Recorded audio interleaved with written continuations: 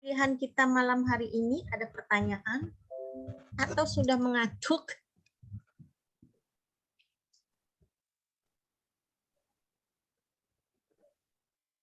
Kira-kira gambarannya seperti itulah. Memang kalau masih bicara teori agak-agak pusing ya, tapi nanti saya akan coba menyederhanakan. Kalau kita sudah masuk ke dalam yang lebih sederhana lagi. Ya kalau kita belajar statistik pusing ya, tapi sekarang teman-teman nggak usah takut.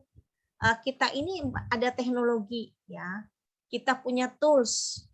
Jadi kita juga harus bersyukur bahwa di masa pandemi ini banyak hal yang bisa kita lakukan ya. Tadi kalau teman-teman kuliah onsite, berapa jam kalau di Jakarta itu harus perjalanan?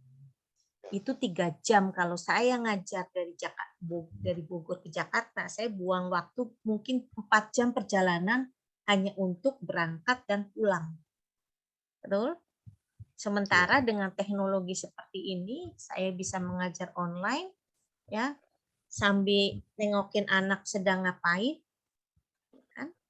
Nah itu kita melihat sebagai potensi. Ya, tapi kalau kita melihat sebagai masalah, ya tadi jemaat jarang ke gereja, ya kan gereja sepi, ya. Tetapi kalau kita melihat sebagai potensi, tadi anak-anak muda lebih semangat gereja dengan secara online, misalnya seperti itu kan. Dan itulah fenomena yang terjadi. Bagaimana gereja menyikapi, apakah mau hibrid, ya hybrid tadi tetap ada online dan onsite, ya itu kalau kita membuat itu sebagai potensi ya, masalah tadi kita lihat sebagai potensi. Nanti teman-teman bisa membuat penelitian tentang hal tersebut.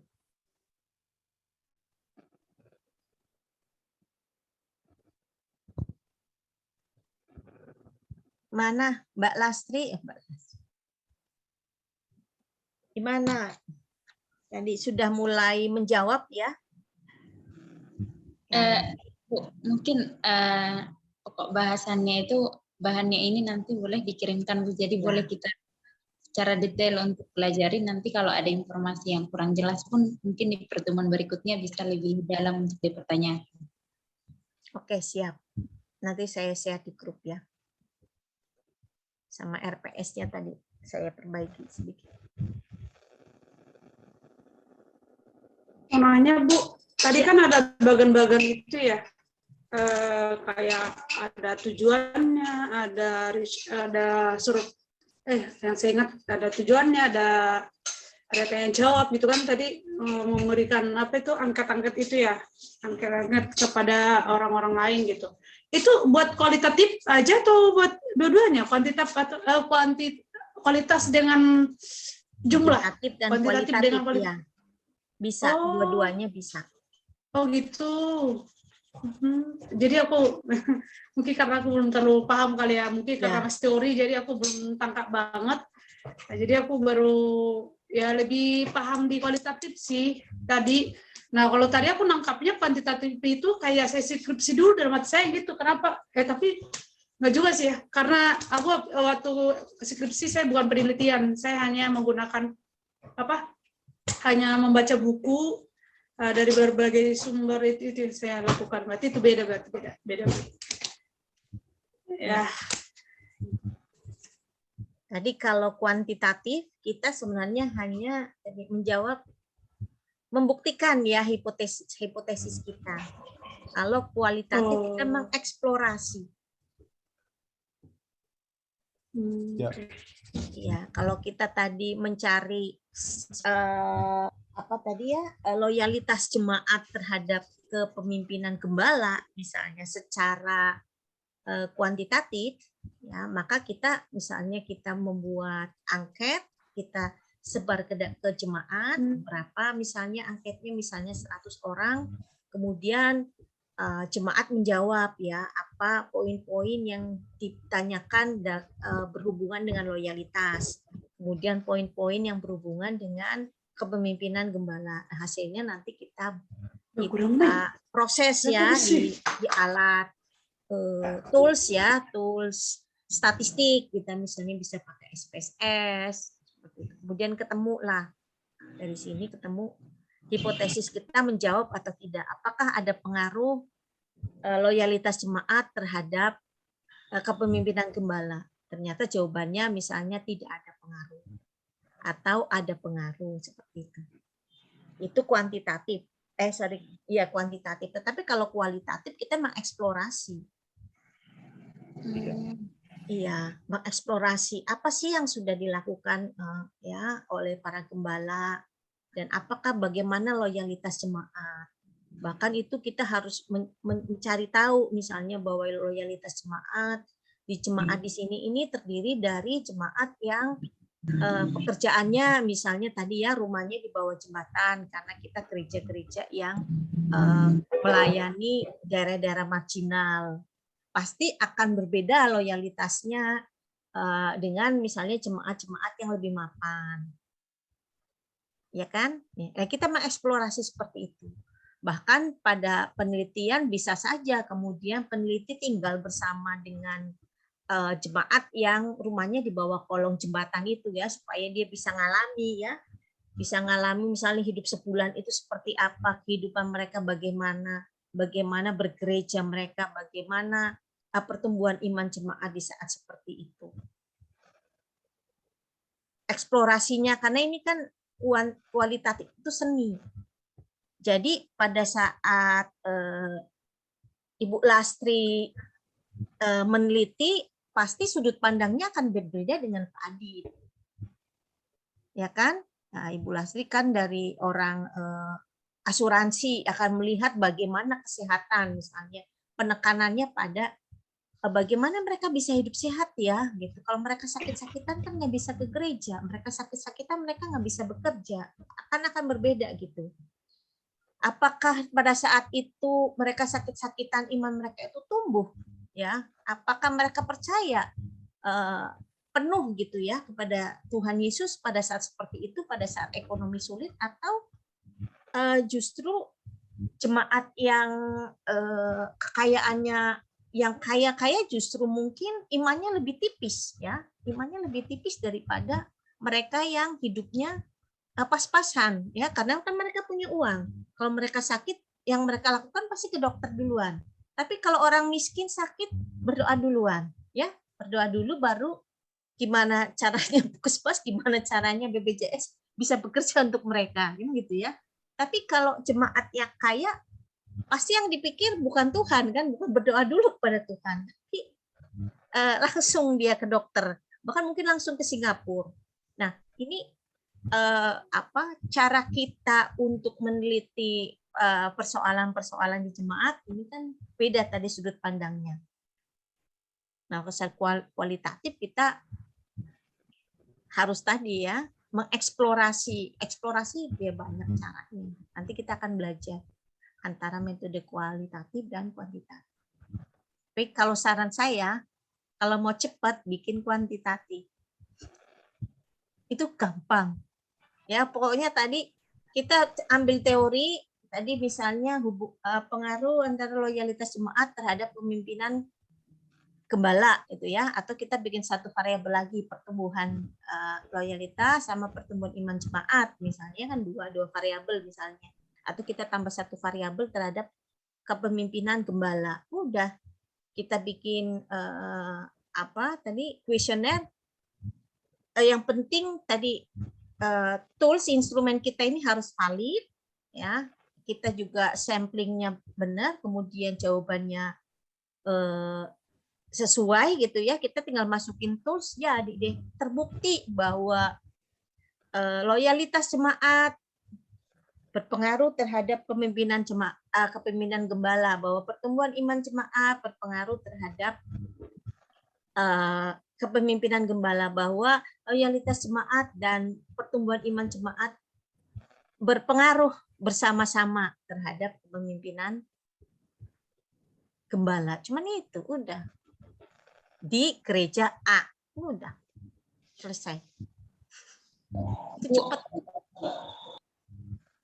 Ya, silakan.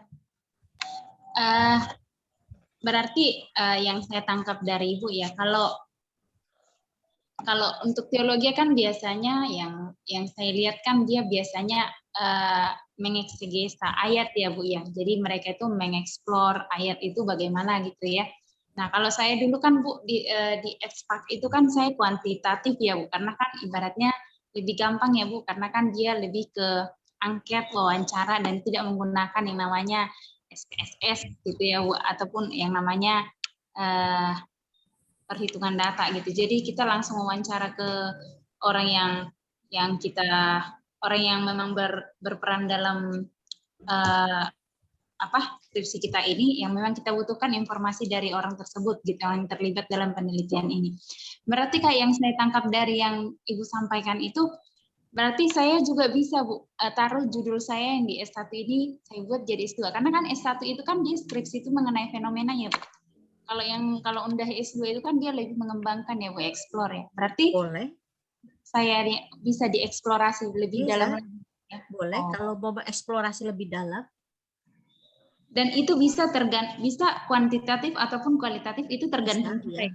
Tergantung ya kita mau kualitatif tadi mengeksplorasi, atau kita tadi hanya membuktikan hipotesis kita. Kalau sebelumnya kenapa? Oh ya, kalau sebelumnya kan memang judul skripsi saya itu kan apakah ada pengaruh atau tidak, pengaruh kreativitas ya Bu. Gitu. Nah, saya lakukan secara kuantitatif itu kan ada angket ataupun wawancara, ternyata kan ada pengaruh ya Bu, gitu ya. Nah, kalau yang saya lebih tertariknya itu dia mengeksplor gitu Bu. Karena kan saya udah tahu tuh memang dugaannya seperti apa. Tapi kalau mungkin dengan metode kualitatif mungkin hasilnya setelah kita kembangkan itu penelitian pun hasilnya mungkin lebih hipotesanya mungkin lebih meyakinkan ya Bu, atau mendekati mungkin dengan hasil yang diharapkan oleh peneliti. Itu ya Bu ya. Ya, jadi variabelnya yang kalau misalnya S1 hanya 1, kita bikin variabelnya jadi 3 variabel independennya. Tadi ya, misalnya pengaruh loyalitas jemaat, 1 ya, jemaat terhadap kepemimpinan gembala. Pengaruh kepemimpinan loyalitas jemaat, kemudian pertumbuhan iman jemaat.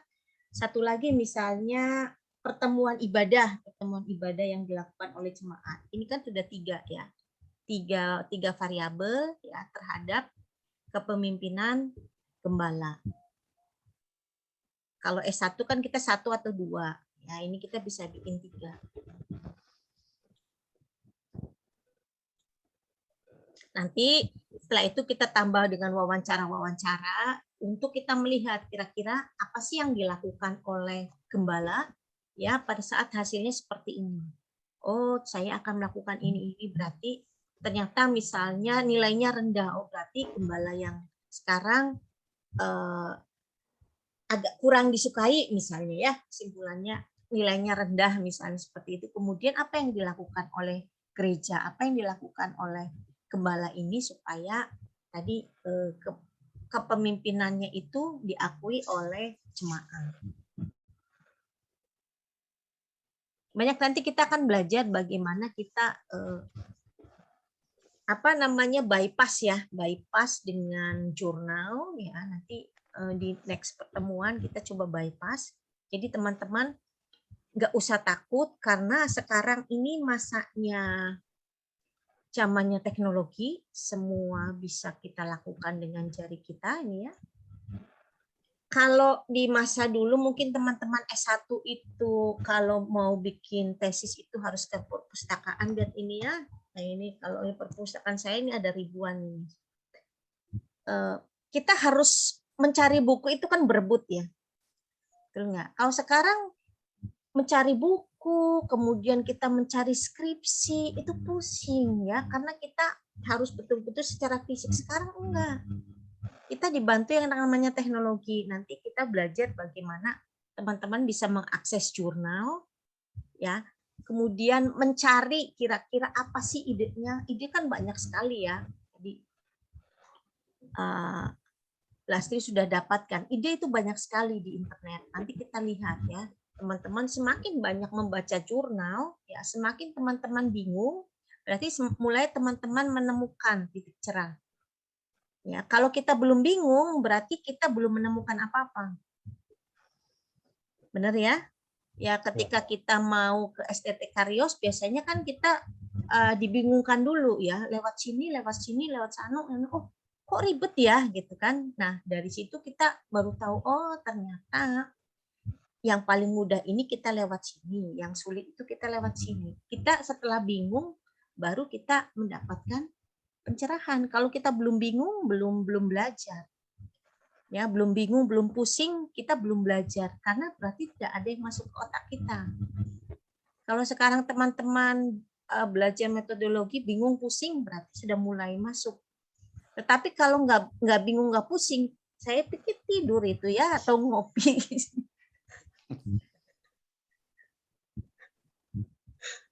Ya, seperti itu.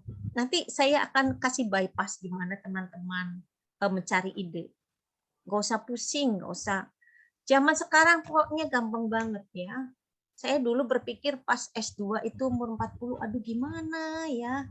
Teman saya lebih muda, gimana saya ngatur jadwal. Ternyata udah ada WA, kalau kita reportnya belum membuat laporan sama Komti kita diingatkan, ya kan, dosennya aktif gitu kan. Kalau dulu kan semua tergantung kita gitu loh. Teman-temannya siapa, sekarang enggak kan, semua sudah ada karena ada tadi ya handphone, kemudian di internet kita banyak ya. Nanti saya akan ingin teman-teman bagaimana mencari jurnal ya supaya punya gambaran. Tenang aja, nggak ada yang sulit sekarang ya. Tanya Bu, Ya, berarti hasil dari hipotesa, mempertahankan hipotesa dari metode kuantitatif itu bisa dikembangkan lagi untuk diteliti secara kualitatif ya Bu? bisa Pak. Ada namanya mixed method ya. Oh. Jadi kita bisa mengkombinasikan keduanya. Kita menemukan hipotesis, tapi kita juga mengeksplorasi. Boleh nggak boleh, tambah pusing nggak pusing ya. Tapi ya semua dikembalikan kepada teman-teman. Mau yang sempurna atau mau yang apa adanya gitu. Tapi tetap dalam kerangka tadi ya metode penelitian.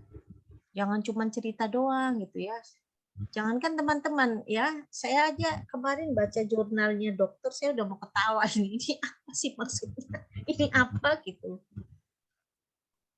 Ya, bagaimana nanti teman-teman, saya cerita tadi, kita bypass, ya nanti saya kasih trik-triknya supaya teman-teman muda, ya. Jadi kita awalnya akan mencari ide tadi idenya, ya. Terus kita ambil copy paste, ya. Begitu setelah selesai kita copy paste, baru kita parafrase. Nanti kita belajar apa itu parafrase. Ya, nanti diingatkan saya parafrase. Jadi karena kita di dunia akademik akan dikenakan ini ya, apa namanya, tidak boleh mengcopy gitu ya, kita tidak boleh membaca karya orang, maka yang dilakukan adalah kita akan melakukan parafrase. Karena semua ini kan kita akan dengan Turnitin ya, mengecek Turnitin, plagiarisme. Ini biasanya ada batasnya berapa persen. Ya, nanti saya kasih triknya juga supaya Turnitinnya bisa lolos. Ya, semua ada caranya. Bahkan ada mesin parafrase. Wow. Ya. Sekarang semua canggih deh, udah nggak usah pusing aja. Tinggal teman-teman tadi ya menggunakan semua resource, sumber daya yang teman-teman punya. Gimana caranya? Itu saja sih. Gak ada yang sulit sih bilang. Kalau teman-teman pusing, aduh Bu, saya nggak bisa analisis data. Itu banyak, tinggal bayar aja kalau cuma analisis data, ya masukin data, kemudian dihitung hasilnya itu banyak. Jadi teman-teman yang tetap teman-teman yang analisis data, mengolah data. Kalau teman-teman mengolah data kan SPSS pusing ya. Nah, kasih aja nih hasilnya segini, suruh orang. Paling berapa sih? 200-300 itu udah dapat ya. Karena hanya olah data, masukin data ke SPSS daripada teman-teman pusing ya. Untuk mencari uji validitas ya. Heterokodasitas seperti itu. Misalnya kan teman-teman nih pertanyaannya itu sampai 50, kemudian respondennya sampai 50, itu kan sakit kepala tuh ngimputin ini, apalagi yang matanya udah 2 ya, kayak saya ini udah kayak gini nih. Ya, itu sakit kepala. Nah, supaya menghindari sakit kepala daripada kita beli obat ke dokter, ya teman-teman cari yang bagian ngolah data, bayar aja daripada kita ke rumah sakit pusing.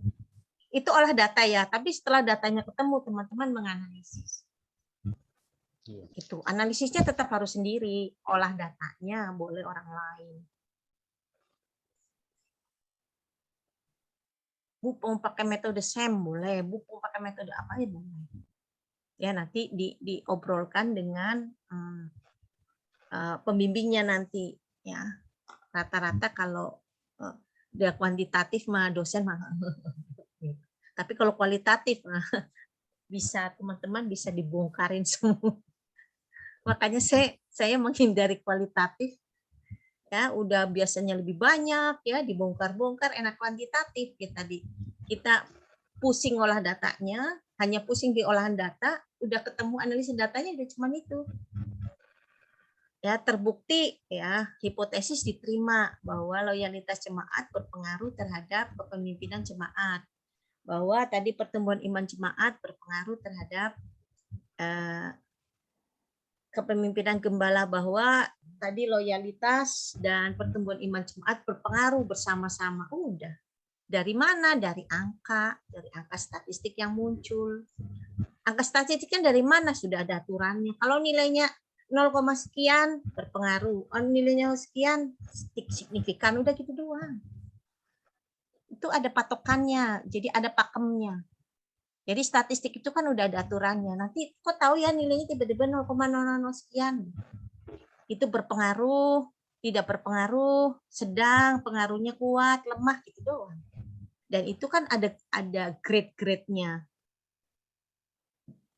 Jadi kalau di statistik itu kan aturannya baku. Yang pusing hanya itu doang, ngolah data doang. Karena teman-teman kan nggak pandai statistik ya. Gitu. Pokoknya enak banget deh kalau kuantitatif. Tapi kalau teman-teman mau eksplorasi, silakan dengan kualitatif.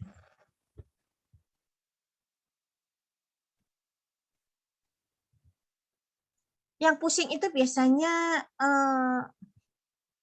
memulai tapi tidak menyelesaikan. Nyangkut terus. Berarti Bu Siana, kami kan sebagai pendidikan, kalau kita mau buat tesis nggak harus tentang pendidikan ya Bu, bukan harus tentang bagaimana perkembangan pendidikan. Jadi kalau ibaratnya kayak tadi kan, memang sih kalau saya simak yang tadi ya, kalau tentang lingkungan lah intinya ya, lingkungan belajar, itu lebih ya. Jadi nggak harus kita sebagai pendidikan nggak harus di dalam pendidikan kan, tetapi lewat dengan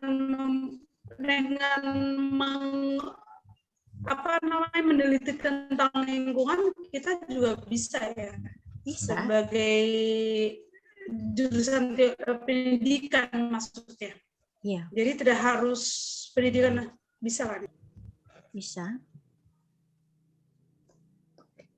Nanti tinggal diskusi saja ya, diskusi nanti dengan pembimbing. Saya aja sekarang udah pusing sih. Ya nggak usah pusing. Kalau kita sudah pusing dulu, biasanya semua jadi burem, karena pusing itu kan sebenarnya kacamata yang kita pakai. Kalau kacamatanya udah burem, kita nggak bisa lihat yang terang. Apa sih yang pusing? Karena satu persatu nanti ketemu.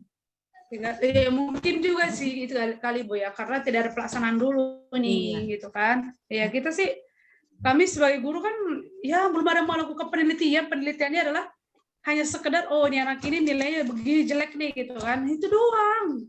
Sebenarnya sih kan kalau dari segi pendidikan, dari segi guru kan ada namanya penelitian tindakan kelas ya gitu kan. Tapi itu aja aku coba kemarin, lumayan juga gitu, lumayan berat juga kan. Tapi memang saya nggak dapat ilmunya, saya langsung tindakan aja gitu karena tuntutan modul sebenarnya sih, kalau tuntutan modul. Oh ya, saya dengar begitu. Iya ya berat. Ya, dikejar jalannya aja deh. Ya, Bu. Tapi itu kan bukan soal hidup dan mati. Iya benar. Itu aja, Bu. Kalau soal mati dan hidup, aduh. Ada yang lebih sulit kan? Ada yang lebih pusing. Benar banget. Bagaimana kita supaya ini gitu ya. Iya, bagaimana kita survive di pandemi aja. Itu pusing kan? Nah, jadi buat skrips, buat tesis itu ya mudah sih. Nah, saya dulu suka bilang ke teman-teman saya kan satu angkatan gitu, yang masih single, ya dari yang masih single sampai anaknya 2 itu baru selesai coba. Dari single kemudian nikah, satu angkatan nih ya, satu angkatan sampai anaknya 2 itu baru selesai coba tesisnya. Saya bilang kamu kalah, saya anak 4, habis lahiran gitu, masih kerja. Jadi kamu kembali ke cara berpikir kita. Gitu. Semua kan gitu, kalau kita pikir mudah maka mudah. Kalau kita berpikir sulit ya maka sulit. Sama, kenapa kita jadi orang Kristen kan sulit? Ya karena kita yakin kita bisa, ya udah sama. Kenapa kita pusing dengan tesis ya? Karena kita pikir pusing ya, jadilah pusing seperti iman kita. Bu, tanya lagi. Ya, silakan Pak Yosi. Artinya kalau metode kuantitatif itu kan mempertahankan hipotesa. Iya. Ya kan? Tetapi kalau kualitatif itu kan dieksplor. Artinya nanti bisa ada hal-hal baru ya, Bu ya? Yang bisa ya, menjadikan kesimpulan. Itu kan seni, Pak. Namanya kita mengeksplorasi seni. Ketika tadi saya tunjukkan gambar sungai yang kotor, maka 5 peneliti akan memberikan eksplorasi yang berbeda. Pak Yosi sebagai orang yang di bisnis, kemudian lihat jalan tol, pikirannya bagaimana membuat jalan tol di atas. Seperti itu. Tetapi kalau tadi Ibu Ibu Justisia dari orang pendidikan, kemudian berpikir, bagaimana anaknya bisa sekolah online kalau tinggalnya di situ, kan begitu. Pasti eksplorasinya akan berbeda. Kemudian kalau Pak Adit melihat, nah bagaimana nih ya jemaat saya ini bisa hidup survive di sini gitu ya, bisa beribadah dalam online gitu ya, dia nggak bisa ke gereja, padahal mungkin dia nggak punya handphone, gimana? Siapa yang melayani mereka? Kan pandangannya akan berbeda. Nah itu pandangan secara kualitatif, mengeksplor. Ya. Oke.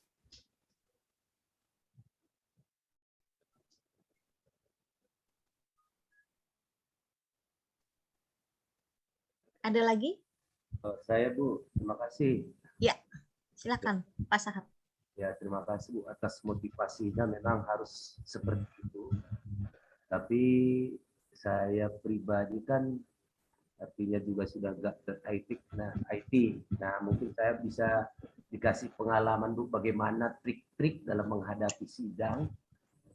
Karena biar bagaimanapun tesis atau skripsi kita sebagus apapun, kalau kita tidak bisa menghadapinya kan juga galau juga Bu. Nah mungkin ada trik-trik tertentu bagaimana menghadapi pada saat kita sidang untuk menghadapi penguji gitu barangkali Bu, untuk bagi-bagi ilmu. Terima kasih. Kalau pengalaman saya ya Pak, Ya. pengalaman saya kalau kita mengerjakan tesis, skripsi atau disertasi sendiri, ya pasti kita tahu persoalan-persoalannya. Jadi kita sudah siap sebenarnya.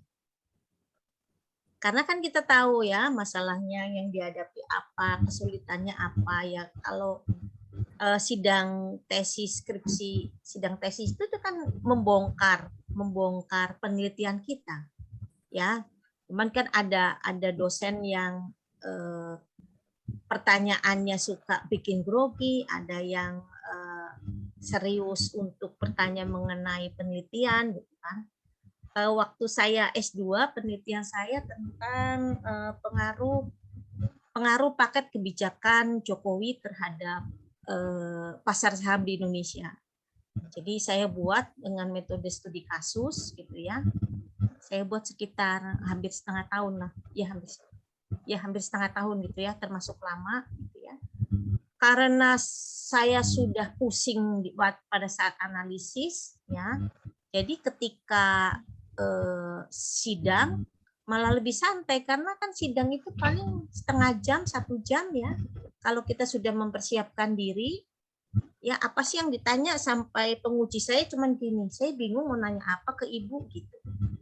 Berarti memang yang kita bahas sudah memenuhi ekspektasi mereka gitu loh. Akhirnya ditanya hal yang lain. Coba menurut ibu malah gini, kira-kira waktu itu kan Jokowi mau naik ke periode kedua ya. Saya membuat analisis itu, kemudian saya menyimpulkan bahwa kebijakan ekonominya, kan ada paket kebijakan ekonomi itu ternyata membawa nilai yang bagus gitu, poin yang bagus untuk Jokowi misalnya di bidang sesuai dengan pasar pasar modal yang saya teliti. Seperti itu, Pak. Kalau kita sudah pusing kita kerjakan sendiri, sebenarnya nggak ada yang sulit kan. Itu kayak suruh bercerita. Ya kan, seperti bercerita, dan kita biasanya tahu kalau kita membuat laporan penelitian kita tahu lemahnya penelitian kita di mana, kekuatan penelitian kita di mana. Yang kuat itu ya kita sampaikan pada saat kan biasanya kita dikasih waktu presentasi ya Pak. Ya tampilkan saja presentasi yang bagus gitu. Kalau perlu persiapan presentasi yang bagus. Kalau kayak Bapak kan suruh orang aja bayar bikin presentasi yang bagus gitu ya, yang keren. Jadi supaya dosen begitu melihat presentasi kita sudah terpaku dulu, ya, itu bisa salah satu strategi.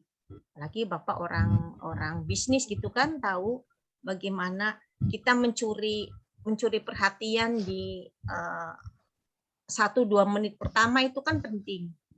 Ya, kemudian kita menceritakan kelebihan penelitian kita gitu kan, bercerita dengan storytelling ya, dengan cara bercerita. Kemudian ya udah, nanti dosen juga kan akan bertanya sesuai dengan itu.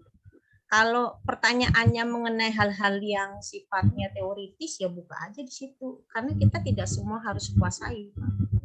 Kan kita punya teori banyak ya yang kita sampaikan di bab 2 itu biasanya kan banyak banget. Tidak usah kita kuasain semua. Kita kuasain poin-poinnya aja. Bikin contekan poin-poin aja. Kalau dia tanya mengenai teori, sebentar ya Pak, saya lupa. Udah gitu aja. Yang penting kita tahu itu halaman berapa ini. Enggak semua kita harus tahu. Yang penting adalah kita tahu dari latar belakang masalahnya apa. Penelitian kita menarik bagaimana, metodenya seperti apa. Oh, ternyata hasilnya ini, dari hasilnya ini kita menyimpulkan apa. Udah itu. Itu kesimpulan yang kita berikan. Kemudian sarannya dari penelitian kita. Karena biasanya kalau sudah sampai sidang itu, sudah sampai kita masuk ke sidang itu kan harusnya sudah lulus ya. Itu kan hanya istilahnya meyakinkan aja ya. Kayak sidang itu kan kayak pemberkatan nikah. Kita sudah ikut katekisasi, ya kan? Kita sudah dengan orang tuanya sudah selesai semua mahar-mahar, datang kan kita itu hanya pemberkatan. Di depan jemaat sah udah seperti itu. Di sidang juga seperti itu menurut saya sih ya. Bagaimana kita bisa memukau mereka ya, karena kita memang mengerjakan sendiri. Beda kalau Bapak dikerjakan orang lain. Saya sih open aja ya, pasti kayak gitu kan. Kalau kita dikerjakan orang lain dan kita tidak belajar ya ketahuan banget. Ya, dari bab 1, 2, 3 tahu-tahu kita selesai gitu. Kayak ada mahasiswa saya gitu kan. Sudah bagus gitu ya. Saya kaget nggak ketemu seminggu, tahu-tahu sudah bab 5. Saya tanya, ayo kamu kerjain sendiri apa enggak? Tapi ya yang penting saya bekalin dia gitu loh. Oke, saya dibantu istri saya, ya jujur gitu. Oke, nggak ada masalah. Yang penting pada saat sidang nanti harus bisa menjawab. Dan saya kasih triknya, apa kelemahan, kelemahan dari penelitianmu itu yang kamu harus tahu, karena itu yang ditanyakan itu doang. Lainnya kan proses. Karena kita mengerjakan sendiri ya kita tahu prosesnya, ya pasti dia cerita.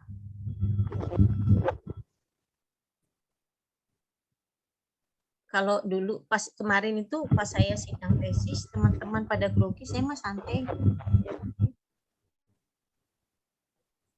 Ya karena udah pede ya, hasilnya sudah ketemu gitu. Apalagi kalau kita punya sesuatu yang baru, pede banget. Yang jarang orang teliti gitu ya. Kalau yang sebenarnya kan prinsipnya begini, kalau kita suka sekarang, sulit pada saat kita mengerjakan, memproses penelitian kita, maka kita mudah pada saat sidang. Tapi kalau kita mudah pada saat membuat penelitian, pasti kita sulit pada saat sidang. Karena kalau mudah kan berarti kita bikinnya asal-asalan. Oh ini gampang lah, ini kan dikerjakan orang aja mudah memang prosesnya. Tapi ketika sidang kita jadi sulit. Hidup itu kan hanya seperti itu kan, mau memilih sulit sekarang, mudah nanti, atau mudah sekarang, sulit nanti.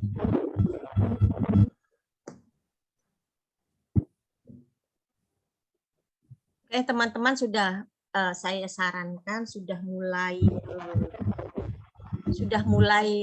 itu tadi ya, mencari idenya apa. Jadi pada saat sudah mendekati, udah punya data gitu, sudah bisa mengeksplorasi. Enak kalau udah gitu, nggak puyeng-puyeng lagi. Dan kalau materinya udah mantep, sidang mah kecil gitu.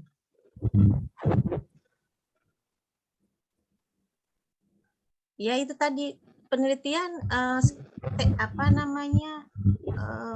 statistik, semua ada toolsnya. Kalau dulu kita ngitungin pakai Excel, kita ngitungin ya pakai kalkulator, sekarang kan enggak. PSS juga udah semakin canggih gitu ya. Kalau masukin jepret. Nggak tahu gimana caranya, cari di YouTube kalau mau kerjain sendiri, sayang uangnya gitu ya, bayar orang lain olah data ya. Tinggal teman-teman itu bisa di YouTube. Pokoknya ada guru besar kita YouTube. Banyak di situ. Dia ngajarin apa aja karena semua orang suka berbagi. Pada prinsipnya. Suka berbagi, suka eksis gitu kan. Ya, yang terakhir suka duit gitu ya. Siapa tahu channelnya dia laku kan dia dapat feedback dari itu. Tapi kan pada awalnya pasti dia berbagi. Dan itu banyak banget gitu. Seperti saya pada saat masuk ini ya ngajar, saya pikir pusing gimana saya bikin materi gitu ya, bagaimana membuat buku yang tebal gini ya, terus dibikin slide. Ternyata di internet banyak. Tinggal kita ambil aja, ambil sesuai dengan materi kita, ambil, buang. Karena kalau kita bikin materi slide itu, bisa 3 hari kita sakit kepala. Apalagi kita nggak biasa main komputer ya. Sekarang mah sudah ada, tinggal kita ambil aja yang mana perlu sesuai dengan kita tinggal tulis sumbernya dari mana supaya kita jangan jadi plagiat. Kita harus menghargai juga hasil karya orang lain.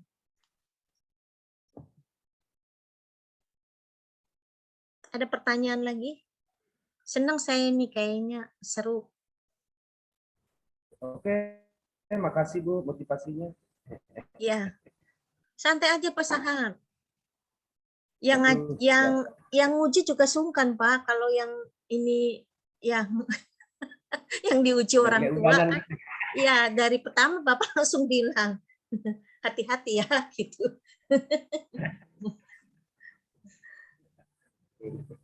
Ya, makasih Bu. Iya. Bercanda-bercanda aja Pak, kalau udah kita udah umur mereka lebih menghargai kok. Berbeda kalau misalnya kita muda kan, dosen mau nanya, mau cecer kita, dia oke, tapi kalau udah umur kan dipikir ini udah maju aja udah bersyukur gitu biasanya. Apalagi Tapi ada kalau untungnya tua hasilnya ya, Bu, ya. bagus. Iya, iya Pak. Ada Itu kan sources kita juga, kelebihan kita. Apalagi udah ibu-ibu gitu kan, pasti ibu-ibu ini ngurusin rumah tangga, masih ini, masih mau kuliah, ya kita pasti kasih poin lah seperti itu. Tapi kalau kita ketemu mahasiswa yang masih muda gitu ya, telat-telatan melulu bimbingannya, hasilnya berantakan, ya orang kan dendam akhirnya kan. Kita cercar kan di situ. Nanti awas lo lihat kan gitu. Tapi kalau kita orang tua, ya kalau saya dulu ya modalnya pasrah aja. Kalau saya udah nggak tahu harus saya lakukan, pasang badan aja. Kalau kita udah pusing, pasang badan. Yang penting kita ada, nggak pergi. Begitu pasang badan, biasanya dosen akan luluh. Rata-rata seperti itu. Kayak saya itu tadi datang di kampus jam 9, baru bimbingan jam 6 sore. Ya nggak usah kita keluhkan. Langsung dosennya langsung tanda tangan itu saya mau maju proposal. Kenapa? Ya kan kasihan. Pak, saya dari jam 9 pagi loh Pak nungguin Bapak. Udah dia nggak banyak tanya. Ya kan? Coba dia bayangkan apa yang kita bisa lakukan kan kalau kita malas kan kita pergi.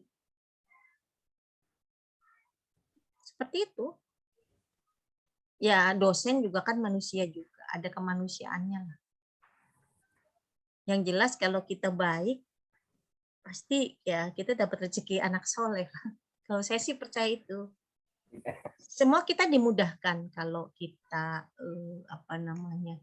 sudah melalui prosesnya dimudahkan. Masa galak sih dosen Kairos? Enggak, masih muda-muda.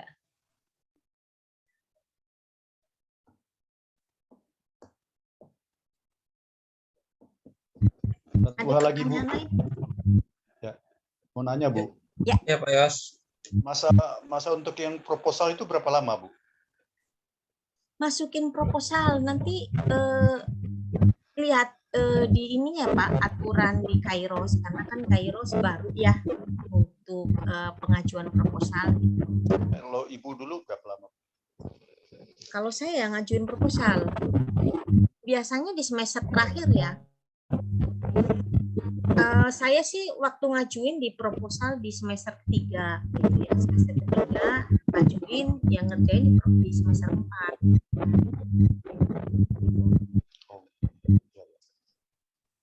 Makanya kalau bisa di semester 3 teman-teman sudah mulai nulis. Ya sudah punya kerangka outline-nya. Makanya kan saya kasih tugas bikin outline-nya. Saya kalau kasih nilai ke mahasiswa nggak pelit kok. Minimal A, B, saya nggak pernah mau menyusahkan mahasiswa. Mahasiswa udah kuliah juga udah syukur. Ya kan, asal jangan keterlaluan gitu dong. Iya. Ini yang ketawa punya pengalaman sih Bu. Ya saya juga kan mahasiswa sambil kerja ya. Kadang ngantuk-ngantuk gitu. Tapi yang penting kan hadir. Ya dosen kan menghargai.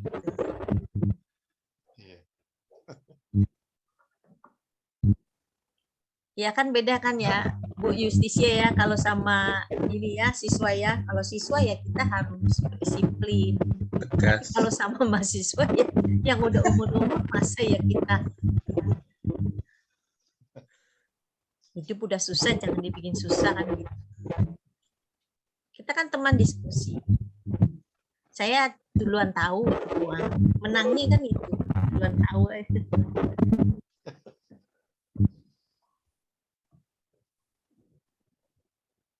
Saya diikat itu jadi ketua kelas. Aduh sebenarnya saya malas ngurusin pendeta-pendeta, sakit kepala saya.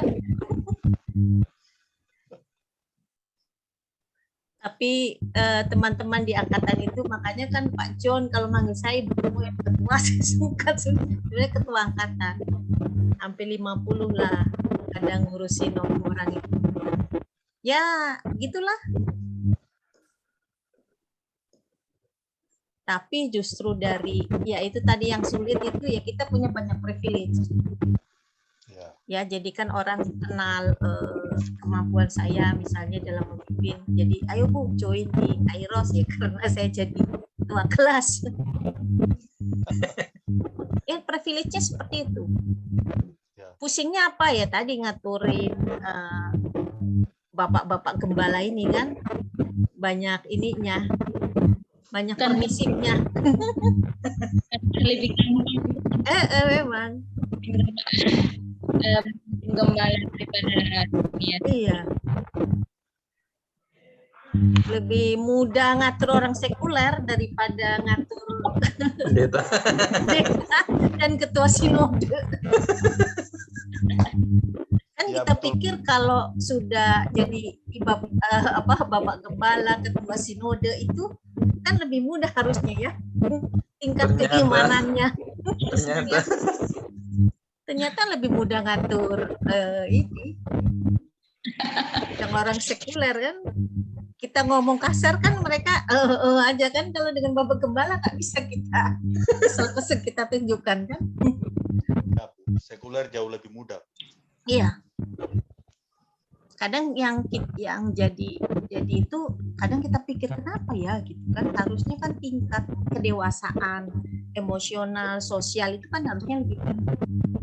Harusnya kan kita berpikir seperti itu. Ya, nanti saya penelitiannya itu aja.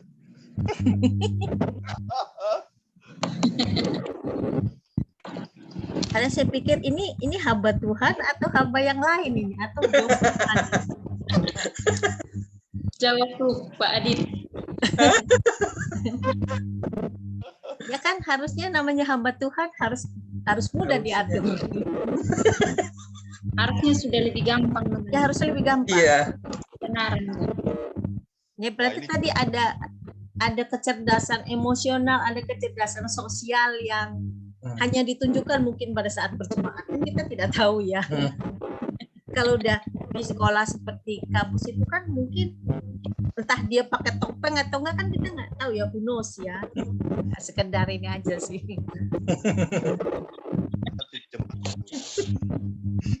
Ya tapi kita ambil keuntungan itu, privilege kita ya kita dikenal.